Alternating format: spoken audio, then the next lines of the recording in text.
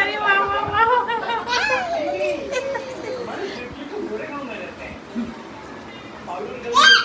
Society उसमें क्या आप लोग बता सकते हैं कि दया जी कौन है और कहाँ पर रहती है?